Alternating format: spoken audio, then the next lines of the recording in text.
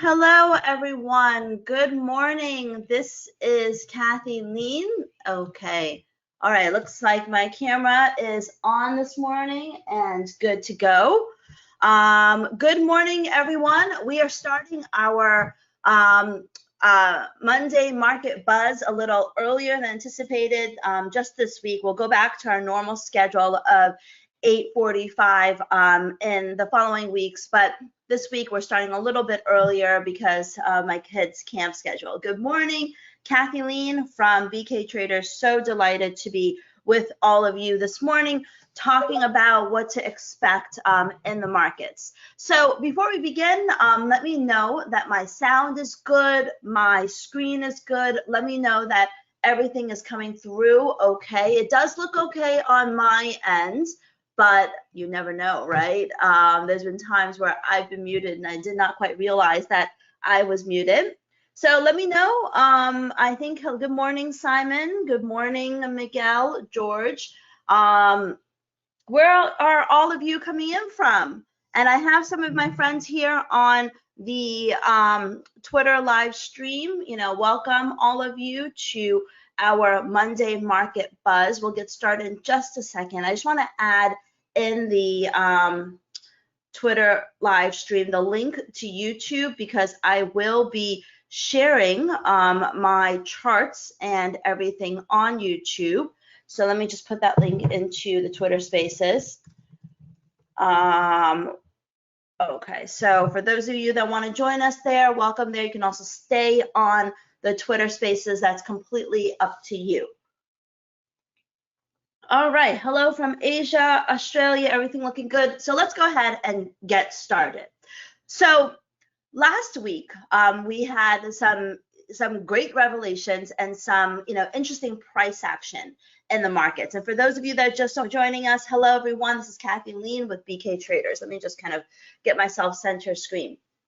All right, so as I said, last week we had some interesting price action that has already kind of carried over into this new trading week. So what am I talking about? Well, last week and the week before that was all about data, right? It was all about the, how is the U.S. economy doing? It was all about learning the up-to-date, developments in the U.S. And what did we learn? Number one, we learned that job growth in the U.S. slowed, with non-farm payrolls, growing much less than expected.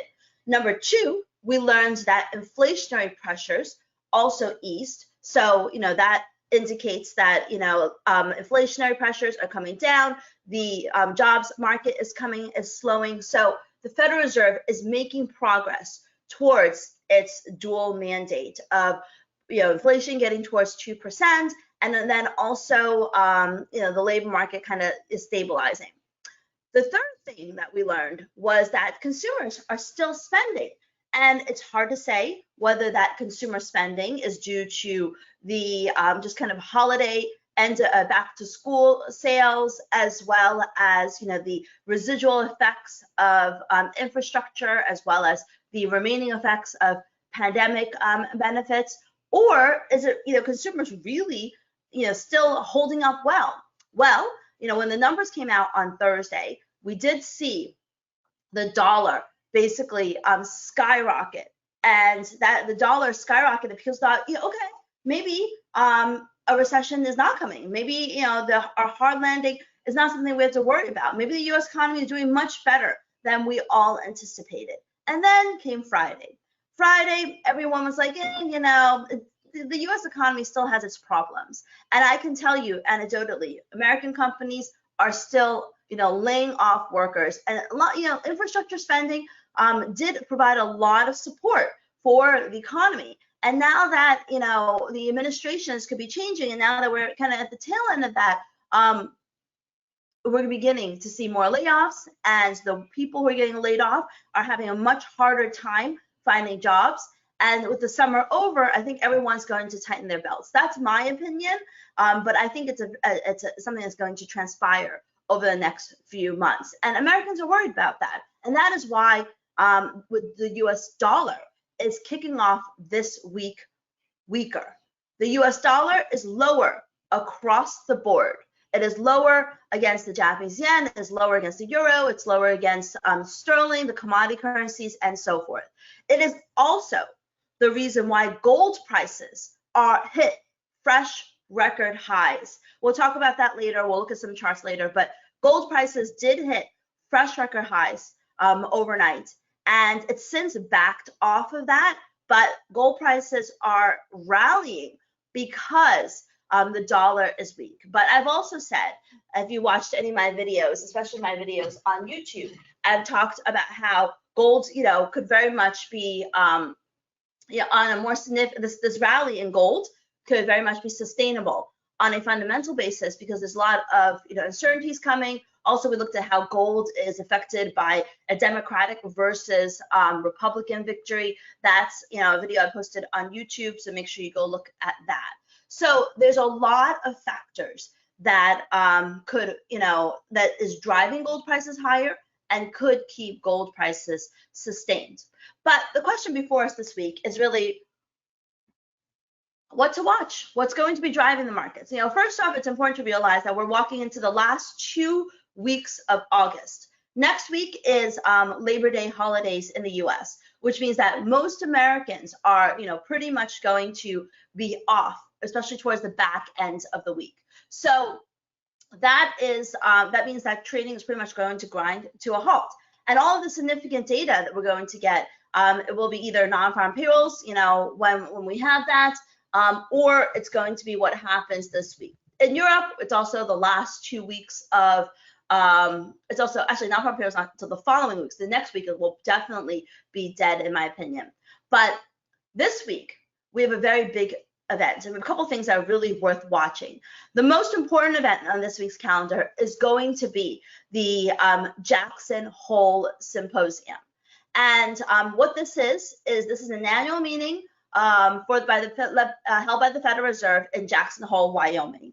And the reason why it's so important is because it's kind of an opportunity for central bankers to sit back and really talk about, any major changes that they want to make in monetary policy, talk about, how far they've come, talk about, the decisions that they need to make going forward.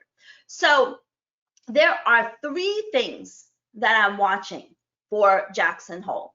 The first thing that I'm watching for Jackson Hole is, well, actually, before we talk about that, let's talk about what the market is looking for at Jackson Hole. For the market, it's not a question of if the Federal Reserve is going to cut interest rates in September. The only question is, how big will the interest rate cut be in September? That's the primary question that the Federal Reserve that the market wants an answer from the Federal Reserve. Is it going to be 25 or is it going to be 50 basis points in September? So a lot of that, of course, will be revealed by Powell's tone. Jackson Hole is not a place where they release economic projections. There's numbers and there's a dot plot that you can look at. It's all going to be headlines. It's all going to be when he, what makes the headlines when he talks. And just so you know, Jackson Hole is a multi-day meeting, but the only time you really need to focus on things on Jackson Hole is when we have his Fed Chairman Powell's press conference, and that comes at 10 a.m. on Friday. Before that, we still have a couple of things going on that we'll talk about in a minute, but let's focus on Jackson Hole, because the outcome of Jackson Hole could determine how everything trades going into the September Federal Reserve meeting. So as I said, there are three things that I'm looking for from Jackson Hole. The first one is that I'm looking for Powell to emphasize that they've made progress on price stability and maximum employment. I mean, certainly on price stability, because inflationary pressures, according to last CPI report, has come down. Now, they're not going to be as thrilled about the labor market because, yes, the labor market is strong, but the numbers are also coming down. But, people, I think, are much more focused on the inflation front. So I think he's going to indicate that they are making progress towards that. And, we are just hearing from Fed member Kashkari, who's saying that the weaker job market, he's still talking about jobs, should open the door for a September interest rate cut. And I think that that's really the first message that we expect from the Federal Reserve, which is that, inflationary pressures are abating as they expect. The second message that we expect from the Federal Reserve is that tight monetary policy is no longer warranted. That the market will interpret to be a green light for a rate cut coming. The third thing that I'm going to be looking for from Jackson Hole is that I'm going to be looking for, just like in 2018, I'm going to be looking for Powell to point to something we call the Brainard principle. What is the Brainard principle? I'm going to Google this real quick so that you guys know how to look at it yourself. And it's, quite simple, but okay, the Brainard principle. The Brainard principle, I think it's probably best explained here. When a policymaker is unsure of the effects of his policies, he should react less than he would under certainty. So what does this mean? This means that when a policymaker has really no idea what to do or how the economy, what the real trajectory of the economy is doing, or how much their interest rate moves will affect their economy, they should take the most cautious choice, the choice that they have the greatest confidence in. So let's take a step back. What does that mean? Like, what is the most cautious choice for the Federal Reserve if they're really unsure about how bad the economy is, how much the labor market has weakened? What should they do? Take a guess. Take a wild guess. If you were Powell, and you really, and I think we all agree that Powell and the rest of the Federal Reserve really don't know how poorly or well the economy is doing, and whether we're going to have a hard landing, soft landing, or whether or not we are going to have a recession. If you were in Powell's shoes, what's the most conservative option that you would take? Would it be 25 or 50 basis point rate cut? I'm going to give you a second to type into the chat. Do you think that the most conservative step by Powell will be 25 or 50 basis points? Come on, someone answer me that. If you were the Federal Reserve, what do you think you would do? And while you're doing that, I'm going to share with you some links. Okay, no one is answering me. Thank you, @Box. @Box says 25 basis points. If he or she, I can't tell, was Powell, he would take the more conservative 25 basis point rate cut. Okay, everyone's coming in. Everyone is saying 25 basis points. And, I think that is exactly what he's going to indicate. Start with 25 and see what happens. Because what they have been telling us is that inflationary pressures have eased, but they're not confident that they suddenly cut interest rates by 50 basis points because consumer spending is still holding up well, that they wouldn't suddenly drive inflationary pressures back up and then suddenly set back all of their efforts to ease inflation. And if he points to the Brainard principle that we just talked about, that indicates that they're going to be more conservative. That indicates that he's going to be more conservative in his choice. Of course, he's not the only one voting, but I think that this is a view shared by many of central bankers, because if you remember at the last Federal Reserve meeting, they were only looking for one interest rate cut. And so I don't think that they're suddenly going to, jump to two, given what we've seen in the economy. So as a result, I think that it's, quite clear, that he's going to emphasize caution, because remember, a lot of central banks have already started to cut interest rates, but the Federal Reserve has not. And the Federal Reserve, this would be their first interest rate cut. And so, the economy is not weakened so much that it necessarily validates 50 basis points. The only thing that is a problem was this huge drop. I'm going to remove my indicators. The only problem was really the sudden increase in volatility in the stock market. But guess what? We are now trading here and not down here. If we were trading down here, and for those of you that are on the Twitter live stream, click on the YouTube link. I'm showing my charts, and I'm going to be showing more charts. If we were trading down here and not up here, then yes, 50 basis points is probably going to happen, because they're going to be worried that down here would have meant down here. But instead, we have erased all of that drop that we had on that, crash Monday. And we're much closer to the highs than we are to the lows for the year. So if I was the Federal Reserve, I would save my bullets. I would save that larger 50 basis point rate cut for maybe December, maybe November. I don't think November. I mean, there's a lot going on in November with the election, but you never know. I would personally save my bullets for a time when the stock market is crashing lower and performing much worse than it is right now. And so all of the lines suggest that he's going to err on the side of caution. So what does that mean for the markets? If he errs on the side of caution, for the US dollar, we would probably end up seeing, we're looking at dollar yen chart right now, we'll probably end up seeing a bit of recovery in dollar yen. Euro dollar hit a year-to-date high this morning, and the rally is getting tired. So we could very much see a pullback in euro dollar. And gold. Gold, if we get a rally in the US dollar, gold prices could pull back as well.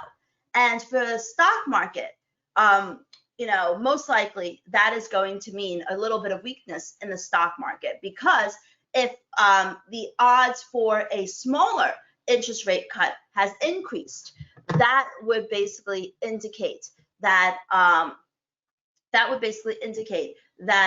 we would get we would get, stocks pulling back a little bit. This is also a really big week for retail earnings. We have Target, Macy's, Lowe's, BJ's. They are all reporting earnings results.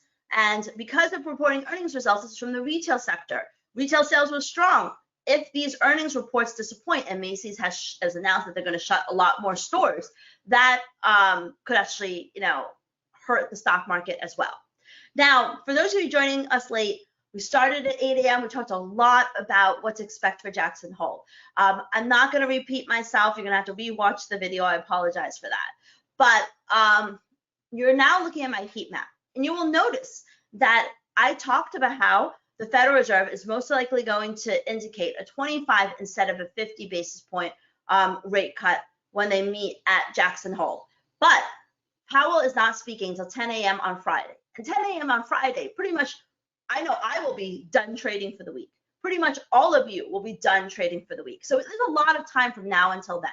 And that is why my heat map for the dollar remains bearish. Because first off, we have all those retail earnings that I just talked about that I'm worried that they could be weaker. We also have a number of other Federal Reserve officials speaking before Powell.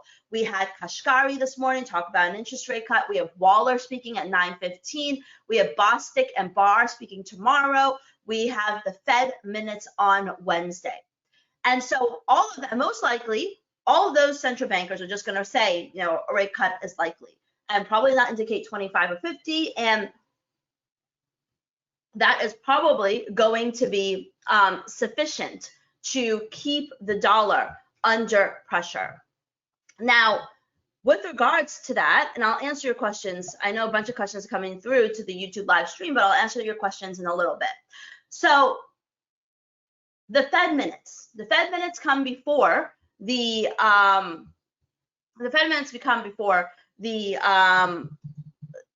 speech by Jerome Powell. So what are we anticipating for the Fed minutes? Well, I think that when the Federal Reserve last met, they definitely were a little bit more cautious. And so I think they're going to admit that inflation is cooling. They're going to indicate that price pressures are declining. And for the most part, I think that, there may be enough there for the dollar to remain under pressure. You need to be a little careful because there's a little bit of message that they could, the economy is still holding okay, and that maybe more evidence is needed for a deeper rate cut, and that they could stay higher for longer. I don't think that's really going to be the case. I think for the most part, it's going to reflect easing inflationary pressures, slower growth. So I remain dollar bearish in the front of the week, but I think that Jackson Hole may actually help the dollar rather than hurt the dollar. So there's not really key data this week. We only have jobless claims, existing home sales, new home sales, and the S&P PMIs. So really it's going to be a Fed speak, the Fed minutes, and Jackson Hole on Friday. And that's why for the markets this week, headlines and news risk is going to be much greater than data. But that is not going to be true for the rest of the world. This week, it's also PMI week, which means that we have PMIs from the Eurozone, UK, Australia. And we also had PMIs from New Zealand released already, and I'll talk about that in a minute. But I remain dollar bearish in the front of the week, which is why I believe that gold prices could remain, gold prices hit a record high, and gold prices could continue to rally in the front of the week. But I think it definitely has a bit of that. I think Powell's going to be more conservative and more cautious and indicate that they don't want. I mean, the whole point of what I said earlier is that they're going to save the 50 basis points shock cut for another time.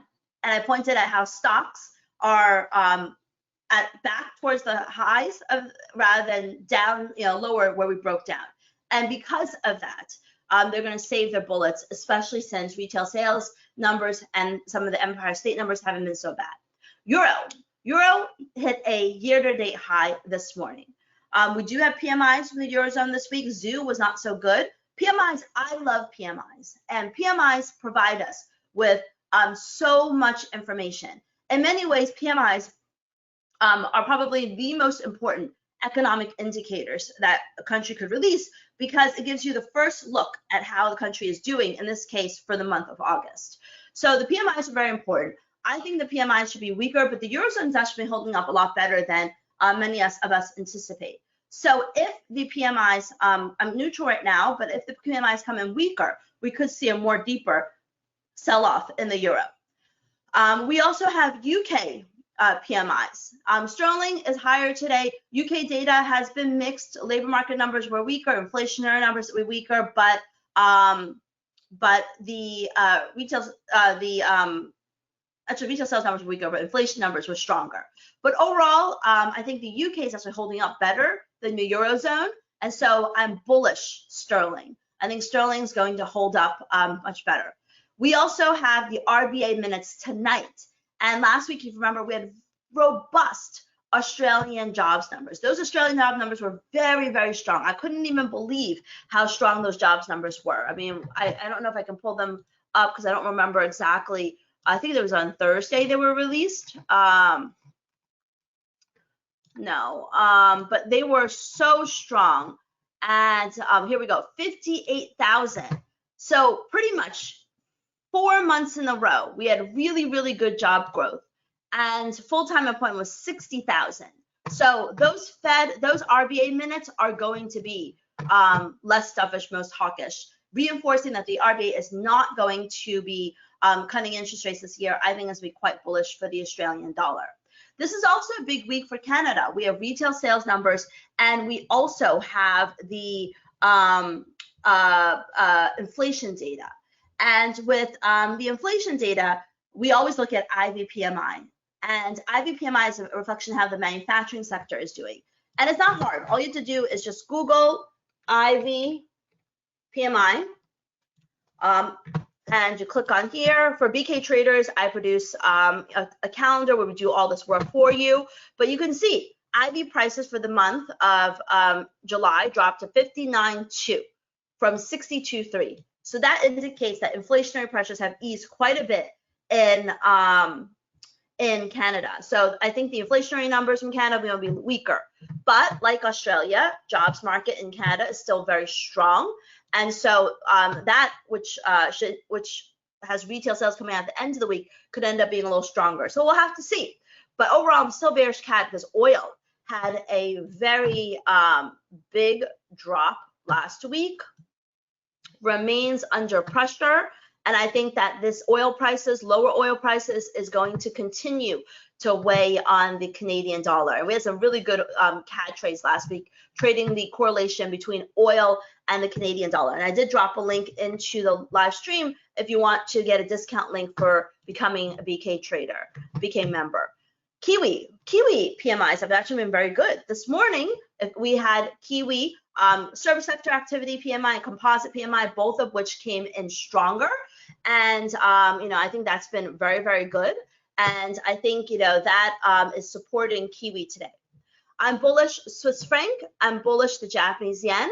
The Japanese yen is higher across the board this morning as stocks look a little vulnerable. You can see the Japanese yen is higher across the board, led by the pullback in dollar yen and the pullback in US yields.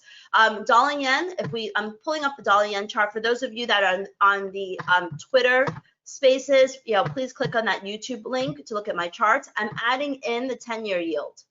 And you can see the line is the 10-year yield, the candlestick is dollar yen. And the correlation between the 10-year yield and dollar yen are very, very strong. And you can see that dollar yen continues to take its cue from 10-year yields. So if 10-year yields continue to fall, dollar yen will remain under pressure as well.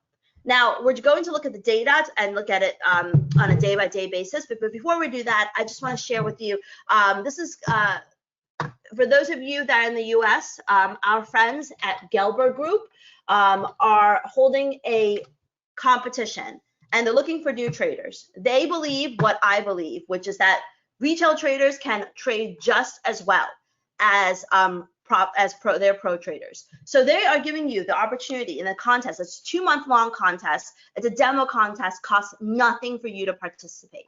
If you win, you can win up to $35,000 in cash prizes.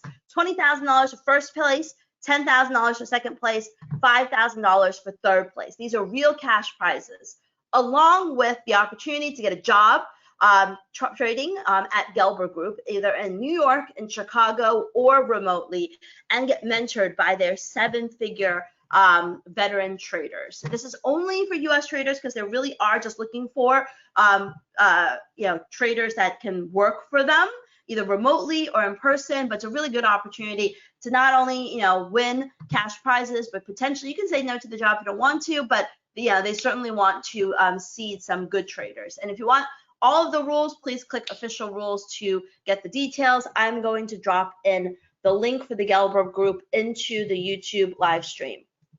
All right, so let's now take a look at the data, and then we'll go to the charts. So data-wise, this is definitely a quieter week in terms of economic data for the US. But some of the other countries, like I said, do have some pieces of data that's worth talking about. So New Zealand's actually released quite a bit of upside surprises in their data.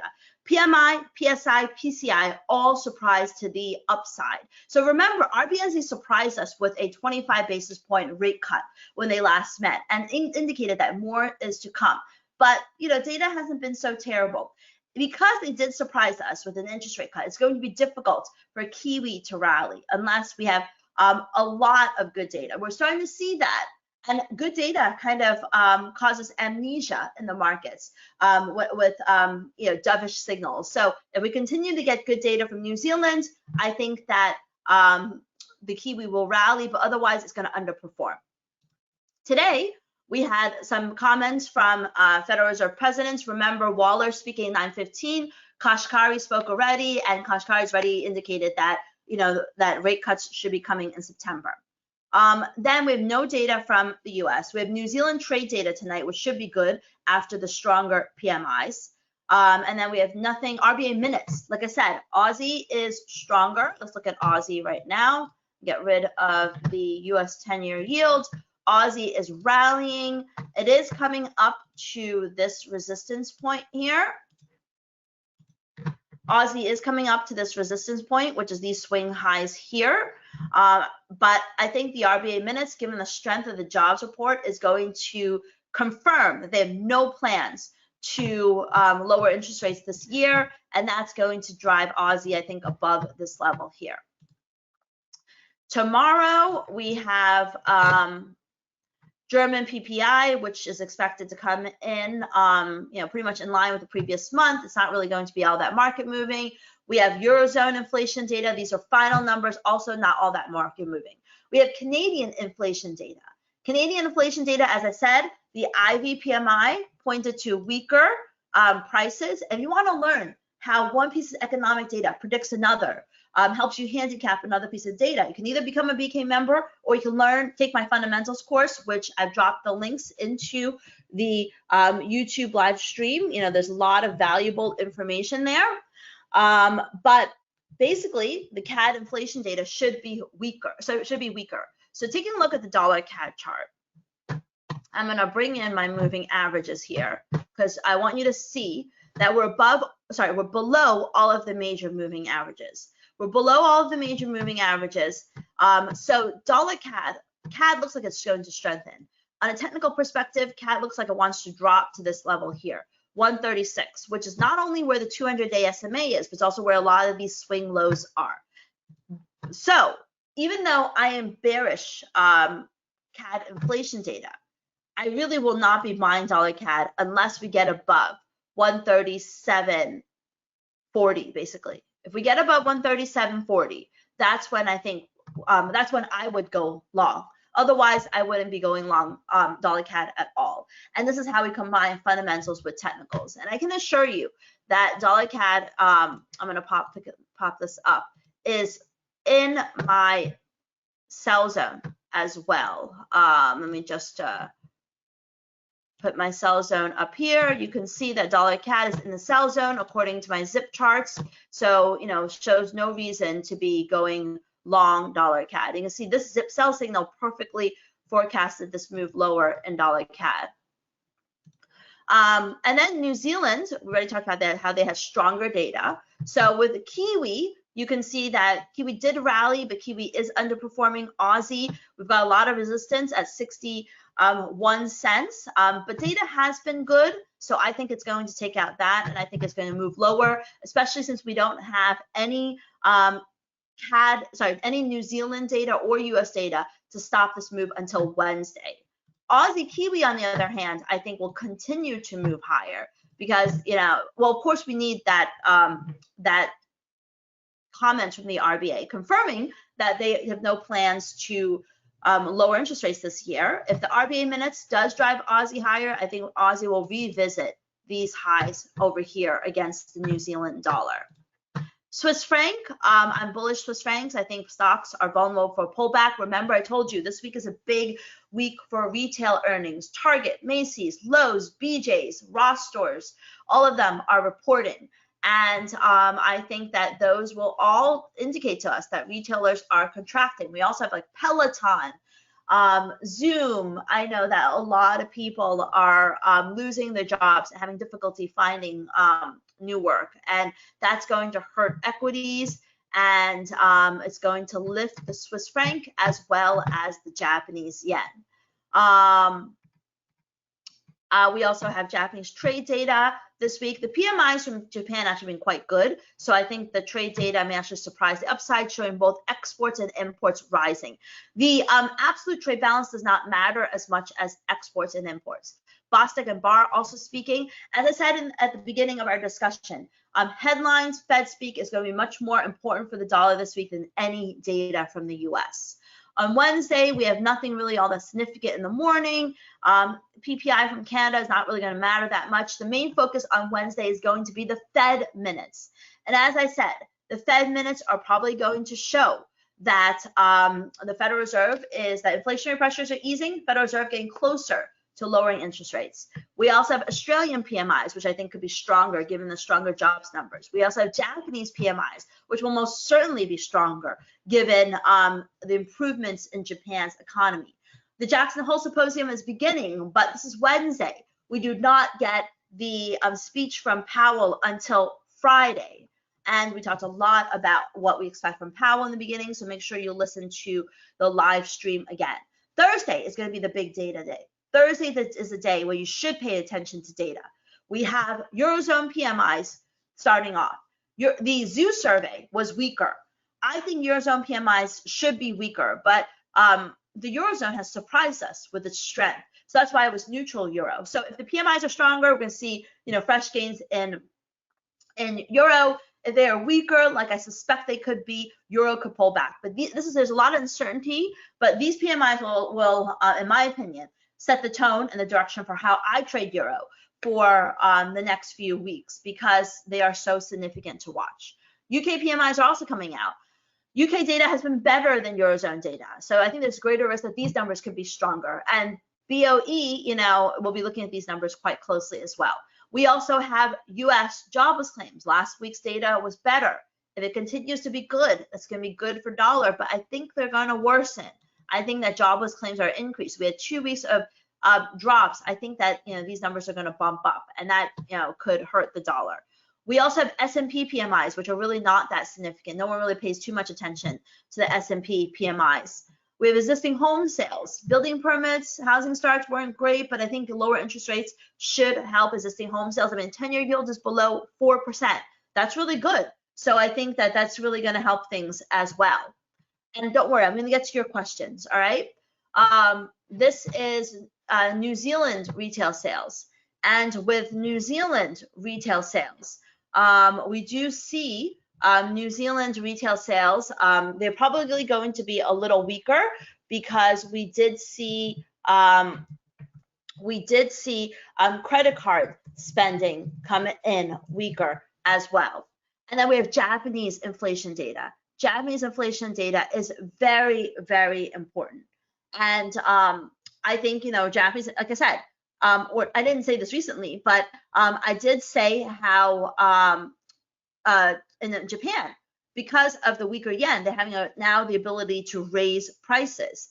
And, as a result, I think that, they're definitely going to be in a situation where the inflationary pressures are going to increase, and that is going to lift the currency. All right, now we get to Friday. Friday is when we have headline risk, significant headline risk. And as I said, I'm going to be by this time done trading. I don't trade, you know, all the way to 10 a.m. on Friday. I'm almost always done by this time of the week. And so as a result, first we have retail sales from Canada. I don't think retail sales is really going to be that significant. Retail sales for the most part is going to be pretty much, I think it's, you know, because we have very strong job numbers, and you know, that's going to really support retail sales. But Jackson Hole, 10 a.m., that's when Fed Powell speaking. That's when things are going to be really big headline risk. I would suggest you not trade this at all, because when it comes to speeches, it's not like data where you have a number, you can react to it very clearly. Powell's going to be speaking for a while. The market's going to digest that. We're going to have the opportunity to trade that continuation on Monday. There's no need to rush into this. Trading is going to go into a halt, but you know, headlines will be very important, and that's going to have a big impact, I think, on how things trade on Friday. All right, now we're going to go to the charts. So going to the charts, taking a look at Eurodollar. We already looked at some of this already. Eurodollar, in my opinion, is the rally is getting a little tired. Let's go to monthly charts. I'll show you where resistance is on the monthly charts.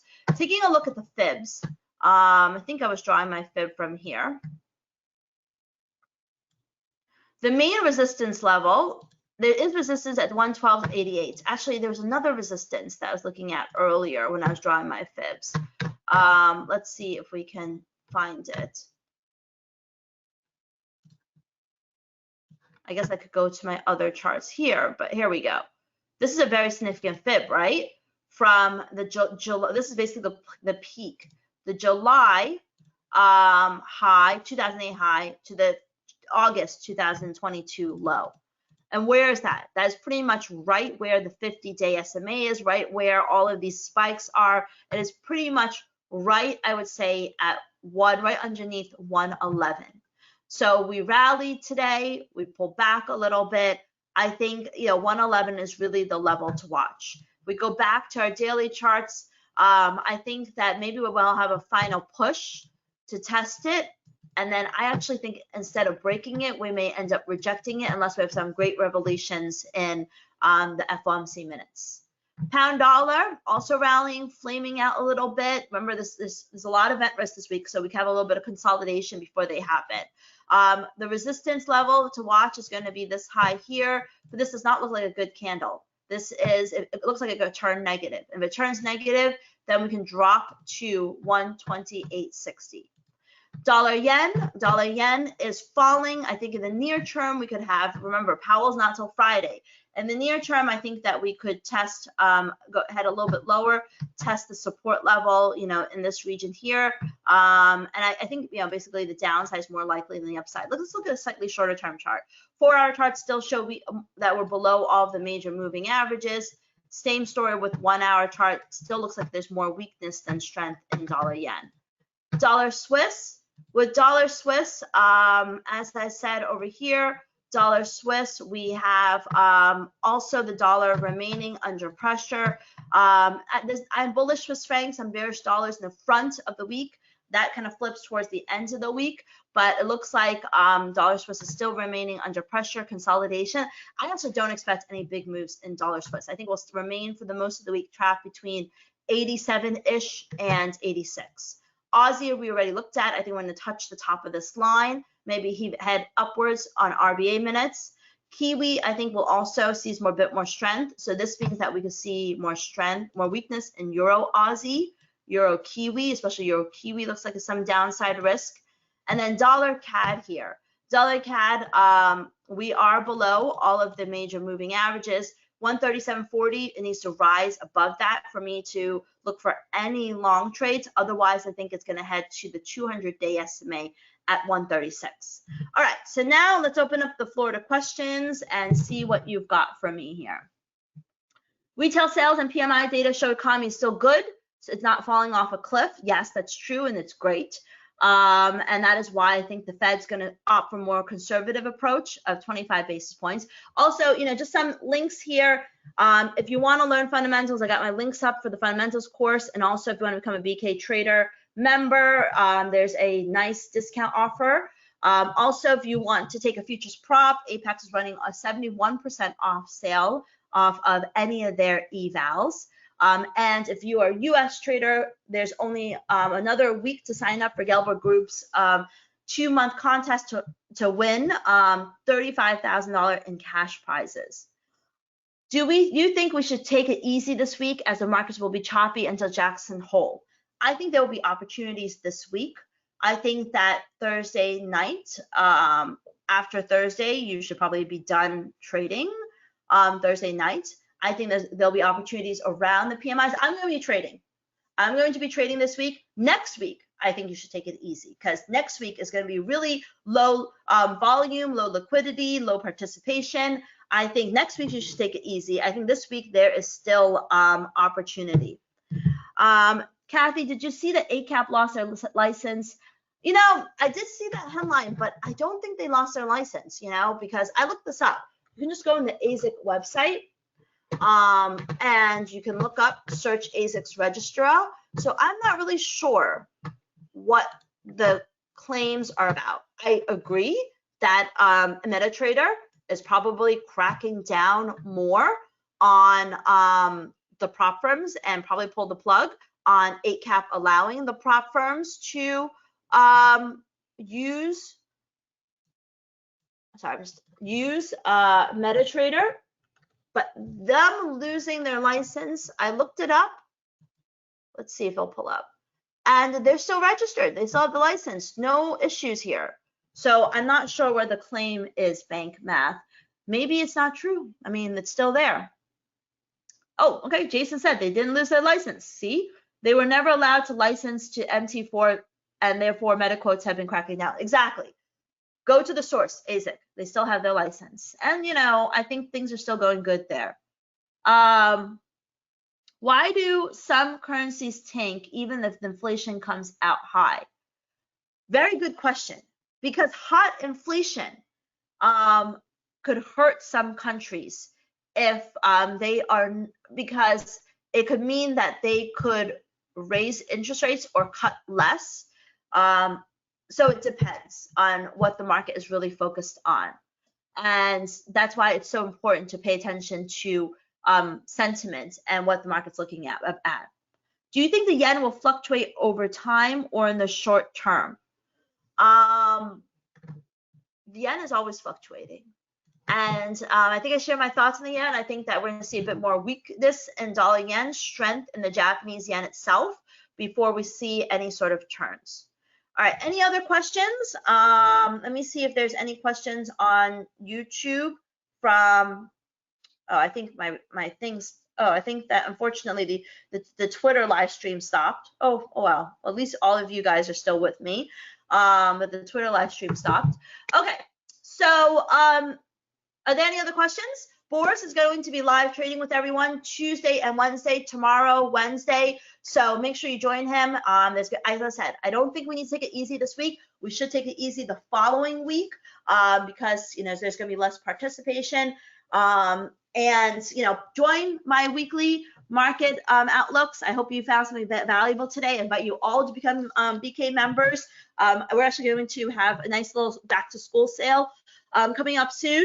But that's going to be more for those of you that want to become annual members. Otherwise, check out my link for learning fundamentals, because clearly all of you, understand the importance of fundamentals. You want to learn more about the correlations in the market, oil, CAD, gold, Aussie. Definitely check out the fundamentals course. And I'll see you all. I'll see you all tomorrow in my videos. Otherwise, have a great trading week, and thank you all for joining me today. And for BK members, tomorrow we're going to do our live stream at 8 a.m. again, but then we'll go back to our normal time, 8:45 on Wednesday and going forward. So I'll send out a reminder. So please remember that. If you like this live stream, please subscribe, give me a heart, drop me a positive note, and let me know that you found today's session valuable. Thank you so much, everyone. I will see you next time.